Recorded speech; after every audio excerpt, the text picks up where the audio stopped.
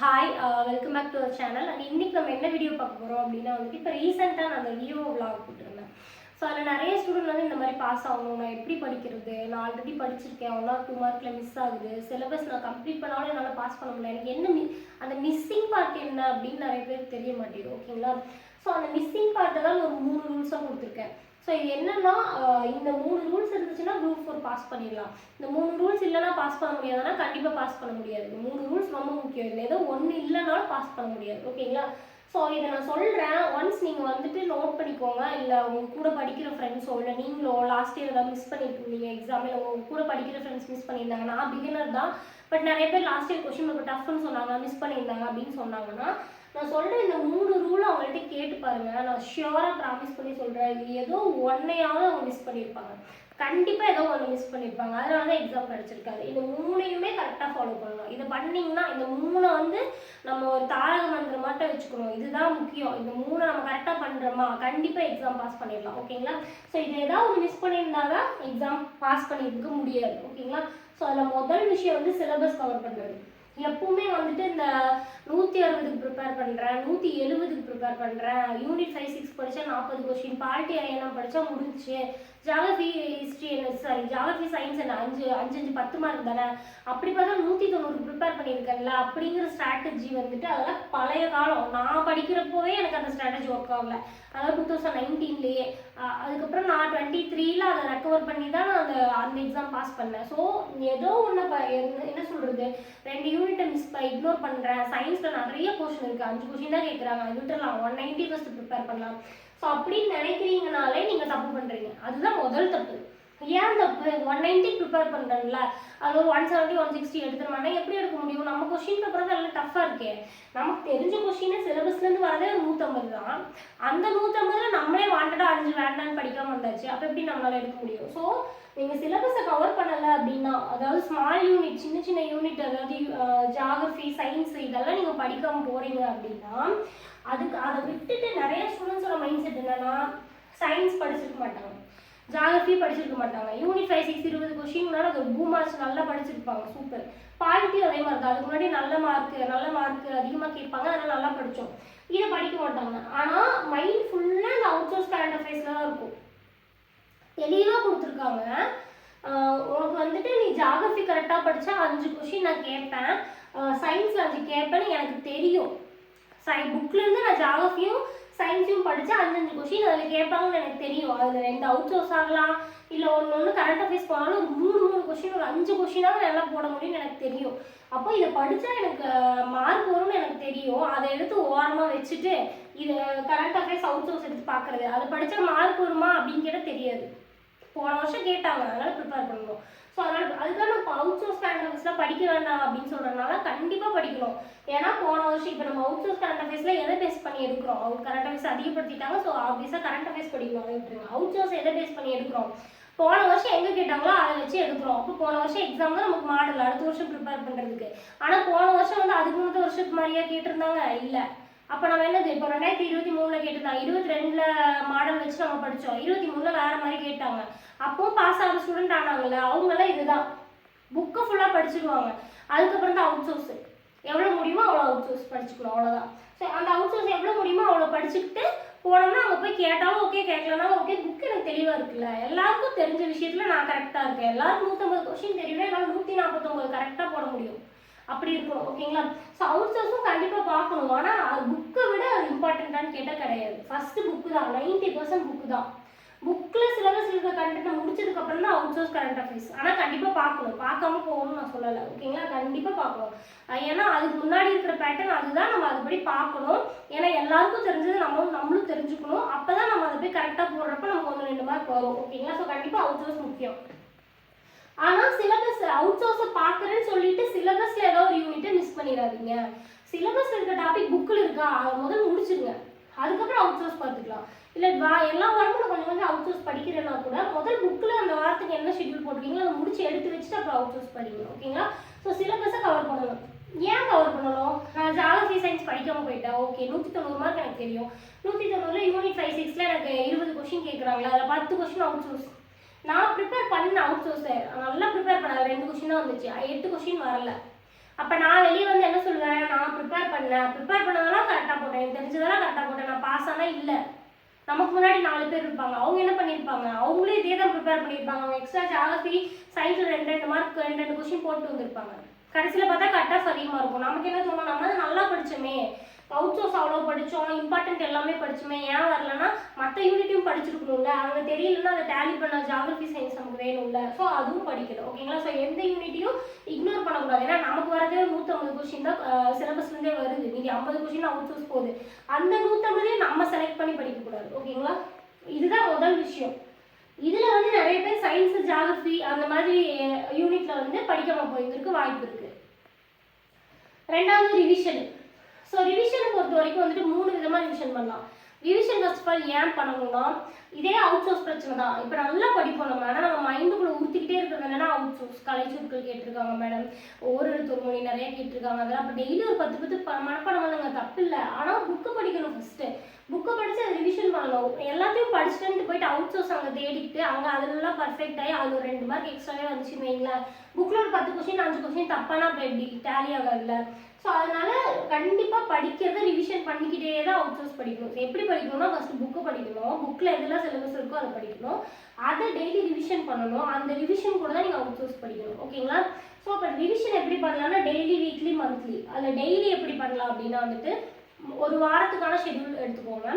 அதில் Monday படிக்கிறீங்கன்னா Tuesday வந்துட்டு என்ன பண்ணணும், மண்டே படித்ததை ஜஸ்ட் ஒரு டைம் ரீட் தான் பண்ணணும். நிறைய பேர் ரிவிஷன்னாலும் சரி படிக்கிறதுனால என்ன நினச்சிக்கிறீங்கன்னா, நான் இப்போ படிப்பேன், படிச்சுட்டு கண்ணை மூடி லைனாக ஒப்பிப்பேன், எனக்கு கரெக்டாக ஞாபகம் இருக்கணும், மெமரி கார்டில் சேவ் பண்ண மாதிரி, அப்புறம் நாளைக்கு போயிட்டு எக்ஸாமில் ஓப்பன் பண்ணி பார்த்தா அது அப்படி தெரியணும் அப்படிங்கிற லெவலுக்கு உட்காந்து அது நமக்கே கண்டென்ட்டே புதுசு, அதை உட்காந்து அவ்வளோ தெளிவாக படிக்கணும்னு ரொம்ப அது கூட நம்ம கஷ்டப்பட்டோம்னா கண்டிப்பாக அது வேலைக்கே ஆகாது. ஓகேங்களா. ஸோ அப்போ என்ன பண்ணணும் அப்படின்னா, நம்மளுக்கு புரியுற அளவுக்கு படிச்சிடணும், இம்பார்ட்டண்ட்டை ஹைலைட் பண்ணிக்கணும். அடுத்த நாளும் வந்துட்டு உட்காந்து மனப்பாடம் பண்ணக்கூடாது, ஒப்பிக்கிறது மனப்பாடம் பண்ணுறது எங்கள் வேலைக்கு ஆகாது. ஏன்னா அவ்வளோ போர்ஷன் இருக்குது, அதெல்லாம் யாருனாலையும் மனப்பாடம் பண்ணி ஒப்பிச்சிடலாம் முடியாது. ஸோ அடுத்த நாள் என்ன பண்ணணும்னா நம்ம ஒரே ஒரு டைம் ரீட் பண்ணணும். மண்டே படிச்சது டியூஸ்டே ஒரு டைம் ரீட் பண்ணிட்டு விட்டுருங்க, மறக்குது ஞாபகம் இல்லை 50% தான் ஞாபகம், பரவாயில்ல. டியூஸ்டே வெட்னஸ்டே, மண்டே டியூஸ்டே படிச்சது வெட்னஸ்டே ஒரு 1 hour தான், அதுக்கு மேலே எடுத்துக்காம ரிவிஷன் பண்ணிட்டு வெட்னஸ்டே படிங்க. இப்படியே ஃப்ரைடே சாட்டர்டே வரப்போ நீங்கள் மண்டே படிச்சது கிட்டத்தட்ட 5 வாட்டி பார்த்துருப்பீங்க. ஸோ இப்படி ரிப்பீட் ரிவிஷன். ஓகேங்களா. ஸோ ரிப்பீட் ரிவிஷன் தான் ஒர்க் அவுட் ஆகும். அட்ட ஸ்டெப்ஸில் உட்காந்து மனப்பாடம் பண்ணி நீங்கள் A to Z கரெக்டாக ஒப்பிச்சிங்கன்னா கூட கண்டிப்பாக ஞாபகம் இருக்காது அடுத்த வாரம்.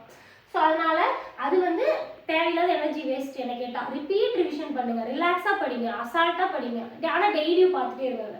ஓகேங்களா. சிலருக்குலாம் அதே மாதிரி இன்னொரு விஷயம் என்னன்னா, சிலருக்குலாம் வந்து அந்த ஜிகேல சிலது மறந்து போகும், இயர்ஸ் மறக்குது, எனக்கு வந்து இந்த ஆர்டிகல்ஸ் மறக்குதுன்னா அது வந்து நீங்கள் டெய்லியும் டோஸ் மாதிரி, டெய்லியும் ஒரு மருந்து மாதிரி டெய்லி எடுத்து நீங்கள் படிக்கிறதுக்கு முன்னாடி ஒரு ரொட்டீன் மாதிரி வச்சுக்கோங்க. அதை வாசிச்சுட்டு தான் படிக்கணும். வாசிக்கிறதுனா இப்படி மனப்பாடம் பண்ணி ஒப்பிக்கிறது இல்லை, சும்மா வாசிங்க. எவ்வளோ மண்டியில இருந்து இருக்குது, நம்மளுக்கு தான் இருக்குல்ல ஒரு 236 நாளும் என்னமோ இருக்குது. ஸோ 236 டைம் பார்த்துட்டு மறக்கவா போகுது. அப்போ நாளைக்கு பொறுமையாக பார்த்துக்கலாம், ரிலாக்ஸாக வாசிச்சா கூட போதும். ஸோ ரிவிஷனுங்கிறது ஜஸ்ட் ரீட் பண்ணுங்க. ஓகேங்களா. அடுத்தது வீக்லி ரிவிஷன் என்னன்னா, மண்டே டு ஃப்ரைடே படிக்கிறீங்கன்னா சாட்டர்டே ஒரு நாள் உட்காந்து ஃபுல் டே அதை ரிவிஷன் பண்ணிட்டு சண்டே டெஸ்ட் எழுதுனீங்கன்னா ஈஸியாக இருக்கும். அடுத்தது மந்த்லி ரிவிஷன் என்னன்னா, மாசத்துல ஒரு 4 வாரம் இருக்கு, அதில் 3 வாரம் நீங்கள் படிங்க, 4வது வாரம் ஒரு ரிவிஷன் பண்ணுங்க. சிலருக்கு வந்து எனக்கு 3 யூனிட் ரிவிஷன் பண்ண கஷ்டமானா ஒரு 2 வாரத்துக்கு ஒரு டைம் ரிவிஷன். ஸோ அந்த மாதிரி ஒரு 3 வாரம் படிக்கிறீங்கன்னா 1 வாரம் ரிவிஷன். ஒரே ஸ்ட்ரெஸ்ல படிச்சுட்டே போனீங்கன்னா திருப்பி ரிவிஷன் பண்ணாலும் எடுத்து பார்க்குறப்ப திருப்பி நீங்கள் படிக்க தான் செய்யணும், ரிவிஷன் பண்ண முடியாது, ஏன்னா அதெல்லாம் மைண்டில் இருக்காது. ஸோ அதனால் நடுவில் ரிவிஷன் பண்ணுங்க. ஓகேங்களா. ஸோ ரிவிஷனும் ரொம்ப முக்கியம். அது ரிவிஷனுங்கிறது எனக்கு ரிப்பீட் ரிவிஷன். ஸோ டிஎன்பிஎஸ்சி பொறுத்த வரைக்கும் ஒரே ஒரு விஷயம் என்னன்னா, நீங்கள் எவ்வளோ கண்டென்ட் அதிகமாக படிக்கிறீங்கிறத விட தேவையான கண்டென்ட்டை எவ்வளோ டைம் படிக்கிறீங்க அப்படிங்கிறது தான் முக்கியம். அந்த கவுண்ட் தான் முக்கியம். ஓகேங்களா. ஸோ நீங்கள் எவ்வளோ ரிப்பீட் பண்ணுறீங்களோ அவ்வளோ ஞாபகம் இருக்கும், எப்படி ட்விஸ்ட் பண்ணி கேட்டாலும் தெளிவாக புரியும். ஓகேங்களா. அடுத்தது ஸோ இதுதான் வந்துட்டு ஹீரோ டெஸ்ட்டு. ஏன்னா நான் உங்களுக்கு லாஸ்ட் வீடியோலேயே சொல்லியிருப்பேன், இப்போ வந்துட்டு நான் ரொம்ப அறிவாளின்னு வச்சுக்கலாம்.